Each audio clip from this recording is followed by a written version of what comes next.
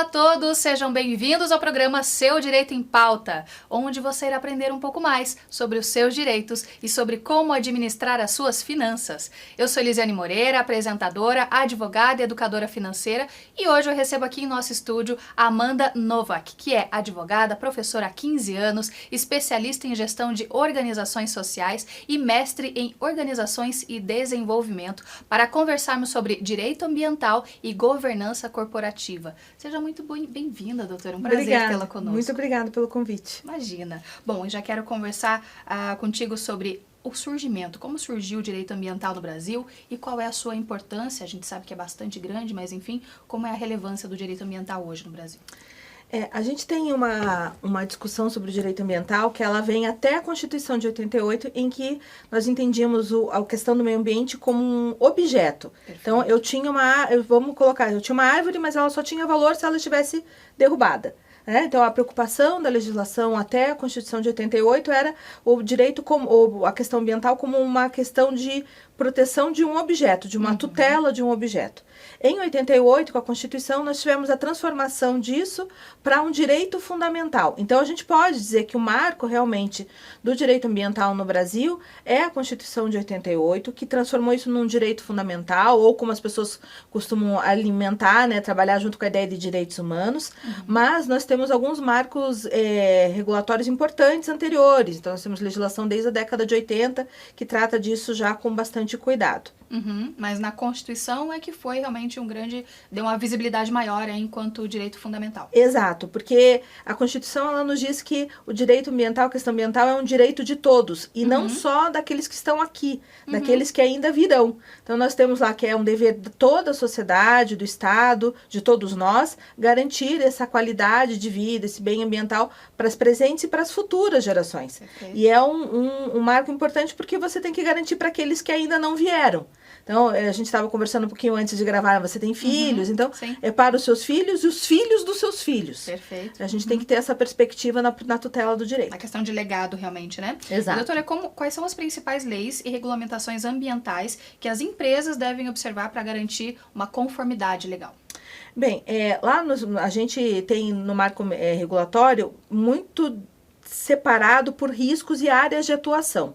Então, a gente pode colocar aqui o Código Florestal, por exemplo, ele não vale para todo mundo. Sim. Por mais que esse seja, quando você pensar na tutela ambiental, é a primeira pergunta, quando o cliente chega lá no escritório e ele fala, eu tenho uma demanda que é muitas vezes ligada ao direito urbanístico, isto também é ambiental. Claro. O direito empresarial também tem um viés ambiental, a depender do ramo da atividade. Então, a gente recorta assim, existe uma política nacional de meio ambiente, que é a legislação 6938 de 81, que é uma lei importante para isso. Temos a Constituição e, a depender do ramo da tua atividade, você vai ter marcos regulatórios específicos. Você tem a política de recursos hídricos, a política de resíduos sólidos. Se você atua no meio urbanístico, você tem o plano diretor, que é muito importante. Se você atua no agronegócio, aí você vai ter uma incidência maior do Código Florestal. O processo de licenciamento vai depender muito do recorte do ramo de atividade que você exerce. Inclusive as certificações que você tem ali em relação à empresa, até que representa uma força, inclusive, em relação à concorrência e tudo mais, como essa empresa é vista pela sociedade, ligadas aí ao meio ambiente, à proteção do meio ambiente. Né? Exato. A gente tem uma demanda cada vez maior, especialmente depois acho que a gente já tinha uma demanda depois da Eco 92, da Rio Mais 20, mas depois da pandemia, essa questão ambiental ela veio à tona com bastante força. E a gente entendeu o que, para poder ter a sustentabilidade, os negócios, a gente tentar evitar cair um pouco mais, tão profundamente nos riscos ambientais, precisariam as empresas ter um olhar do que agora se chama de pauta agenda ESG. Uma prevenção, realmente. Uma prevenção. ESG, perfeito. Eu costumo dizer, tanto em sala de aula quanto no escritório, que o direito ambiental ele só funciona se ele for preventivo. Exato. Depois que rompeu a barragem, depois que derramou o lixo, depois que cortou a árvore, não tem o que fazer. Daí é punitivo. Então, ele funciona exatamente de maneira... atinge o seu objetivo se ele for preventivo. Se as empresas entenderem isso e entendendo isso, vão buscar certificações, vão buscar os selos, vão buscar os relatórios de sustentabilidade, vão buscar relatar isso que a gente chama de cultura do relato. Em conformidade, né? Em conformidade. Perfeito. E, doutora, como as práticas de governança corporativa corporativa podem contribuir para a sustentabilidade ambiental dessas empresas? A gente tem o tripé do ESG, né, que é ambiental, social e governança. E por que a gente coloca isso tudo dentro de uma agenda? É uma agenda porque um depende do outro. Claro. Então, eu não tenho como adotar práticas, ser ambientalmente correto, se eu não me preocupar com o impacto que eu gero na sociedade, tanto os meus colaboradores internos, quanto o meu impacto, meus colaboradores externos, às vezes eu tenho uma gama de prestadores de serviço, quanto a sociedade que me rodeia. Então, a gente tem o critério social muito importante. E tanto o critério social quanto o critério ambiental só funcionam se eles tiverem uma pauta de governança. Porque o que é a governança corporativa? A governança, ela é um sistema de decisões orientado. Então, Perfeito. eu preciso, reflete o planejamento da empresa, mas reflete quem toma a decisão. E aí, quando eu preciso fazer uma escolha entre privilegiar um determinado fornecedor ou não ter uma prática que possa levar a uma questão de corrupção, por exemplo, uma prática que vai gerar um dano ambiental, que eu coloque um risco socioambiental em jogo, muitas vezes essa decisão ela não passa do técnico, ela vai passar por quem toma a decisão no topo da empresa. Então, é por isso que a governança ela é fundamental. Ter os critérios de quem toma a decisão, ser uma decisão orientada, entender que a questão ESG ela é uma questão estratégica. E não é só você jogar o lixo no local correto, não é só você fazer campanha de final de ano. As pessoas confundem muito isso. Essa teoria, né, ou que é a vitrine da coisa com o que é propriamente o ESG. Exato. Muito bom. E quais são os principais desafios que essas empresas enfrentam ao tentar equilibrar crescimento econômico e proteção ambiental?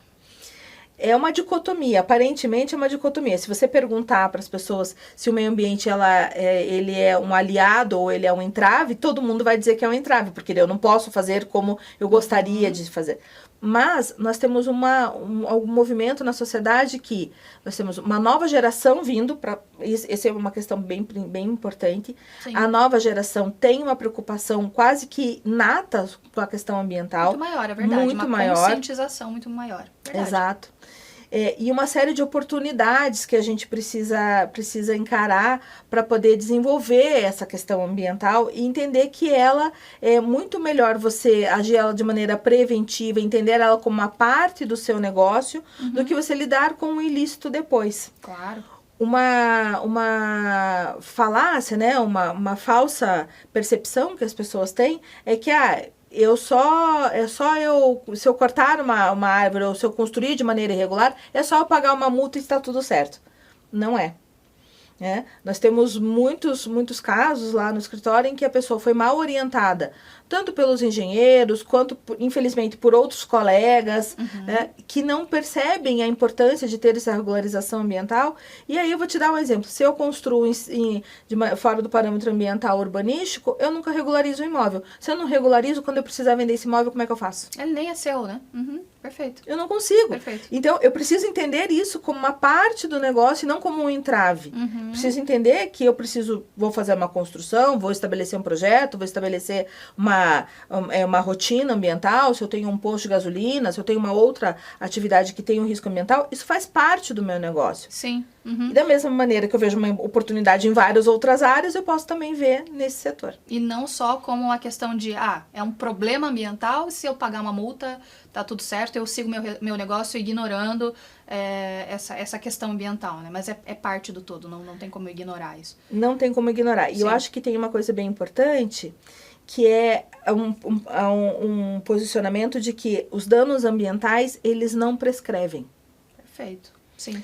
Então, às vezes a gente pensa, puxa, se eu não pagar um tributo, eu vou contar 5 anos, mais 5 anos, depois de um tempo ninguém pode mais me cobrar.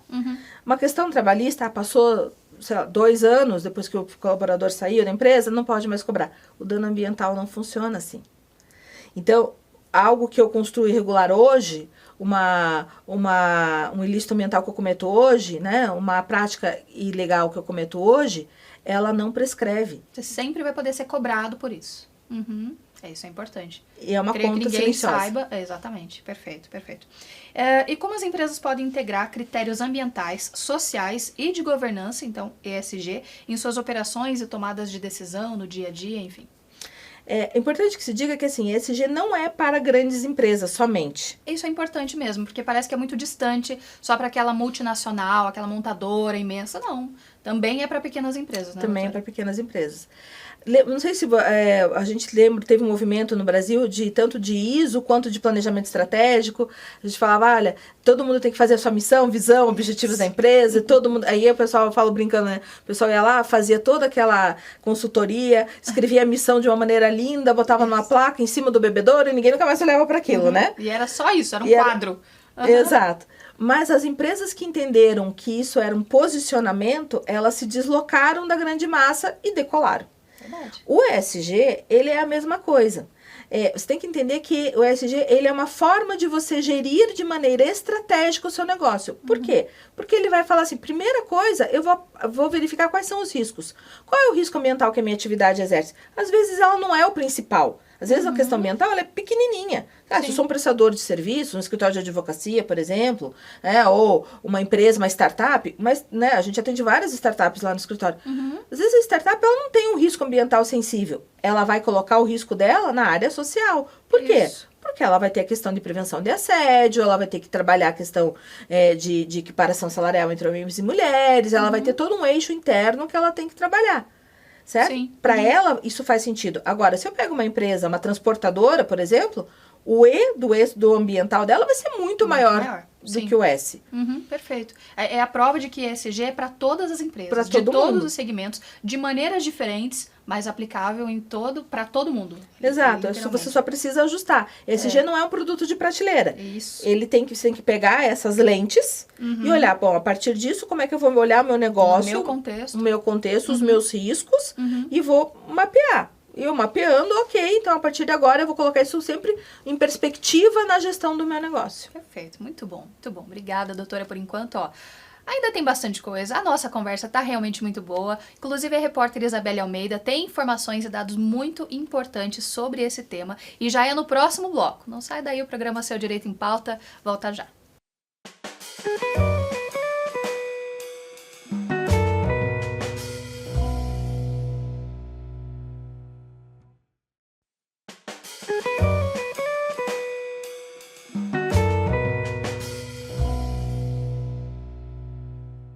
Olá a todos, sejam bem-vindos novamente ao programa Seu Direito em Pauta. A conversa de hoje é com a doutora Amanda Novak, que é advogada, para conversarmos então sobre direito ambiental e governança corporativa. Por isso agora eu converso com a nossa repórter Isabelle Almeida, que trouxe informações importantes que vão agregar ainda mais no nosso bate-papo. Isabelle, é com você. Olá, Elisiane, e a todos que nos acompanham aqui no programa Seu Direito em Pauta. As novas normas ESG reforçam o direito ambiental no Brasil, destacando o comprometimento das empresas com deveres socioambientais e climáticos essenciais para o desenvolvimento sustentável. Em casos de infrações ambientais, o cumprimento das obrigações ESG serão cruciais para destacar a culpa nos processos legais. Esses avanços são fundamentais para responsabilizar as empresas sobre os assuntos ambientais e climáticos. A proteção do meio ambiente é um direito e dever do Estado e da sociedade. Já em São Paulo, ocorrerá o primeiro Congresso Nacional ESG em São Paulo, nos dias 11 e 12 de setembro. O evento reunirá líderes empresariais, governamentais, investidores e profissionais para discutir e compartilhar estratégias inovadoras sobre sustentabilidade ambiental, governança e corporativa. O objetivo é promover a troca de ideias, aprendizado e networking, consolidando a sustentabilidade e o ESG como pilar de negócios modernos. Eu volto com vocês no estúdio. Doutora Amanda, a gente tem um panorama em que ESG se torna cada vez mais presente, cada vez mais em pauta e realmente, como dizíamos aí no bloco anterior, é para todos, de fato é para todos. Qual seria o primeiro passo do empresário que quer se adequar a essas regras, que quer ter a sua governança corporativa e talvez ainda não tenha pensado sobre o tema? Como que ele começa a fazer isso? É uma excelente pergunta. A gente sempre orienta, né, as pessoas a entenderem assim, bom, primeiro eu entendi que o ESG é algo importante na minha vida e que eu vou precisar ajustar as lentes para conduzir o meu negócio a partir dessa maneira.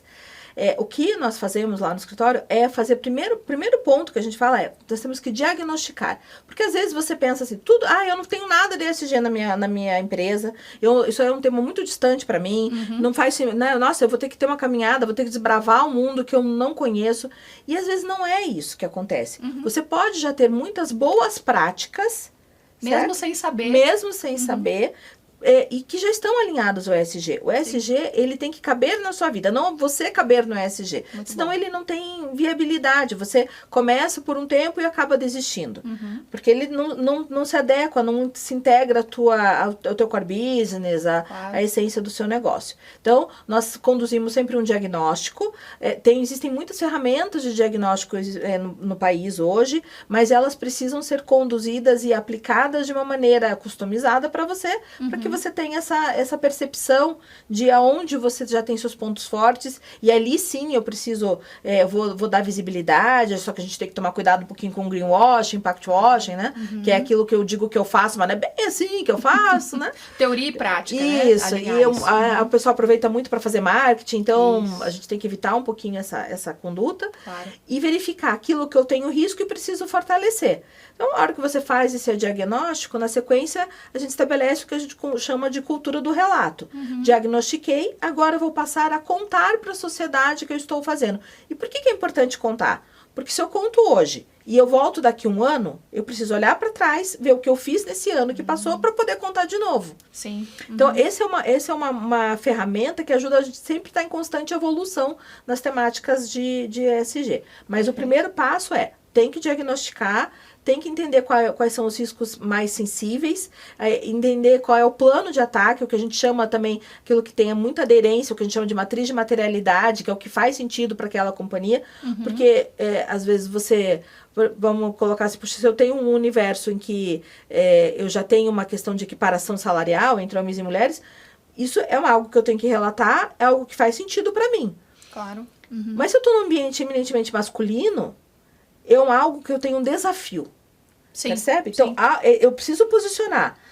A linguagem vai ser diferente. Vai ser diferente e a minha intenção vai ser diferente. Poxa, mas por que aqui eu só tenho homens trabalhando?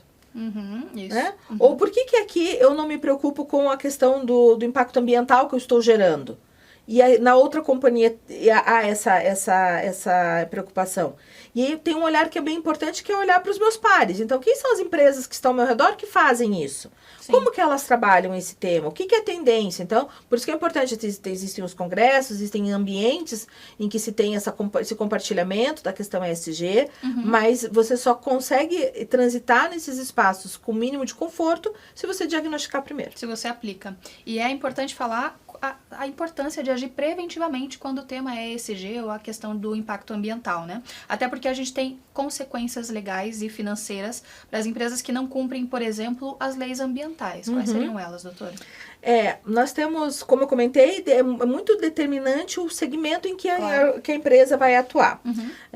As multas, elas, via de regra, elas são decorrentes de infrações ambientais previstas num decreto federal, que é 6514 de 2008, e na legislação urbanística.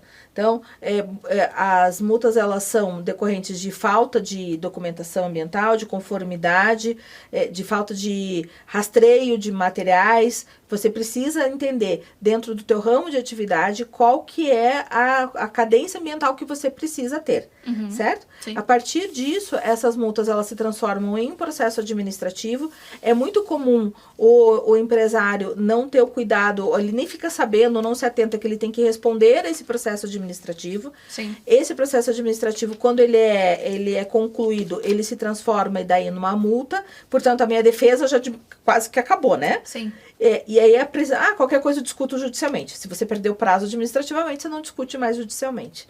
É muito difícil o que a gente consegue manejar, reverter judicialmente. E essa multa, depois, ela se transforma numa certidão de dívida ativa. A certidão de dívida ativa é o fisco atrás de você. Então, deixa de ser o problema ambiental de eu ter construído errado, de eu não ter o licenciamento, de eu não ter o cuidado ambiental, e se transforma numa questão tributária. E a questão tributária, ela é muito cruel com as empresas. Sim, né? sim. O leão não pede licença para você, né? Perfeito.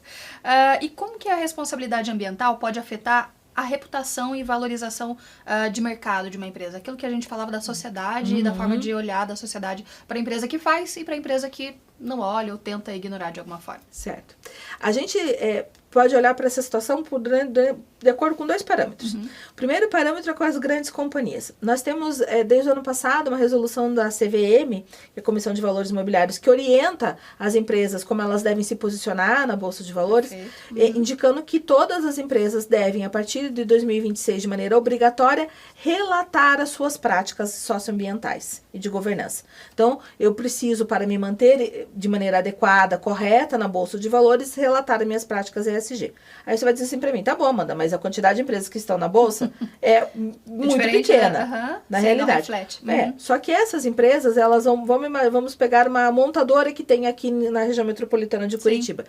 Ela está na Bolsa, ok. O que ela vai fazer? Ela tem que relatar que todos os fornecedores dela estão adequados. Toda a cadeia. Toda a cadeia dela. Uhum. O que ela vai fazer? Ela passa, e já tem nos contratos dessas empresas, o dever e o direito de fiscalizar se o fornecedor dela vai estar adequado. Então, você é uma empresa média que fornece para uma empresa grande. Você já colou nessa lógica. Você vai ter que se adequar e ter uma boa prática de reputação. Sim. Mas você é contrato de uma outra empresa. Que também vai precisar. Que vai ter que estar, porque você vai ter que relatar para essa, que vai relatar para a outra. Então, a tendência é que a gente tenha um efeito em cascata. Perfeito. E que, além da reputação na questão da CVM, a gente tem uma questão de reputação social. Isso. Sim. Escândalos envolvendo questões ambientais, eles são fundamentais para a reputação de uma empresa nas mídias sociais. Verdade. Então, hoje, se você tem um escândalo envolvendo, por exemplo, não só a questão ambiental, mas envolvendo trabalho infantil, questão envolvendo assédio, questão envolvendo práticas desumanas no trabalho ou questões ambientais, gera um impacto que a gente costuma dizer que na internet viralizou um abraço. A tua reputação... Ela não volta, não tem como voltar atrás. Exato. Perfeito. E nós temos um conjunto de consumidores cada vez mais atentos, mais exigentes, e que se importam, claro. e que são mais informados através da internet, redes sociais e tudo mais. Né, exato. Doutor? Perfeito. E quais são as melhores práticas para uma empresa implementar um sistema de gestão ambiental eficaz? Primeiro, é importante que se diga assim, a contratação técnica ela é fundamental. Sim. E técnica, você precisa de técnicos ambientais corretos, de acordo com a sua área de atuação. Eu sempre falo, brincando lá nos meus clientes no escritório, às vezes você pensa assim, puxa, o sobrinho de uma colaboradora acabou de se formar em engenharia ambiental, puxa, um rapaz tão bom, vou contratar ele. Não tem nada contra recém-formados, né? Sim. Mas não necessariamente aquela pessoa vai ser a mais indicada, né? A mais adequada. A mais adequada. Perfeito. Então, é importante ter um corpo técnico adequado. A gente sempre fala, lógico, também puxando um pouquinho para o lado do direito. É importante ter o olhar do corpo de advogados, não só a questão ambiental, mas o seu advogado que cuida da sua área empresarial, por exemplo, ele tem que se atentar que aquilo pode ser um passivo ambiental e acionar um colega que entenda um pouco sobre o assunto que possa orientar. Sim. Né? E é preciso que se tenha uma agenda de conformidade. Documentos ambientais, como eu comentei, que o dano ambiental não prescreve, você precisa guardar durante muitos anos a tua regularidade. Então, essa organização também faz parte importantíssima de boas práticas. Importantíssima. Você tem que guardar. Como é que você vai provar que não foi você que fez? Só se você tiver a documentação provando que você estava adequado à legislação naquela época. Verdade. Então, é importante esse sistema, e por isso a governança. Porque sistemas de documentação, organização, as práticas de tomada de decisão, as atas que informam como foi tomada a decisão, tudo isso faz parte de governança. Claro. Se eu tenho um bom sistema de governança de tomada de decisão e esse sistema ele é alimentado de maneira correta, eu tenho um conjunto documental que vai me ajudar muito lá na frente se eu precisar. Novamente, preventivamente. Mesmo, de maneira preventiva. Preventivamente. Como que as empresas podem medir e relatar o seu desempenho ambiental de forma transparente e conforme as exigências regulatórias? As empresas elas precisam escolher qual um conjunto de indicadores. Sim. Então, nós temos no mercado vários indicadores que são métricas. Né? Como eu comentei, você vai relatar, na cultura do relato, ano que vem eu vou relatar com base no que eu fiz ano passado, ou esse ano. Com base em qual parâmetro? A métrica, o indicador, ele te dá um parâmetro. Sim, é um ponto de referência mesmo. Ponto de referência. Para a evolução. Isso. Percentual de toneladas de CO2 na atmosfera.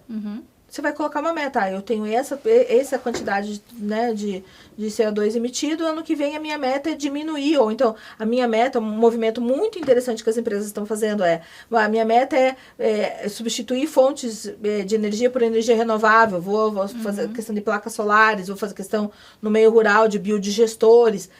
São metas factíveis. Sim. Então, nós temos conjuntos de indicadores. Hoje, nós temos os ODS, que são Objetivos do Desenvolvimento Sustentável da ONU, que eles não são propriamente indicadores, mas eles são métricas, são alvos. É bem interessante, são 17 objetivos, e eles se subdividem em metas factíveis para governos e para empresas. Então, se você procurar lá o ODS, ONU, o site da ONU Brasil, ele vai te dar o ícone de cada uma desses objetivos. Então, você tem lá consumo de água, consumo responsável, inovação, que é bem importante, direitos humanos, igualdade entre gênero. Então, você seleciona ali e pode escolher. E nós temos indicadores um pouco mais complexos, que daí precisa de gente que tenha já uma especialidade a mais, uma condição técnica diferente, isso, né? Como o GRI, que ajuda bastante nessa métrica. Muito bom, doutora. Muito obrigada pela presença. Foi incrível conversar contigo sobre esse tema tão importante. Eu te agradeço, Lisane. O que vocês precisarem, o pessoal do meu escritório, a gente está à disposição. Com certeza. Obrigada. Obrigada, inclusive,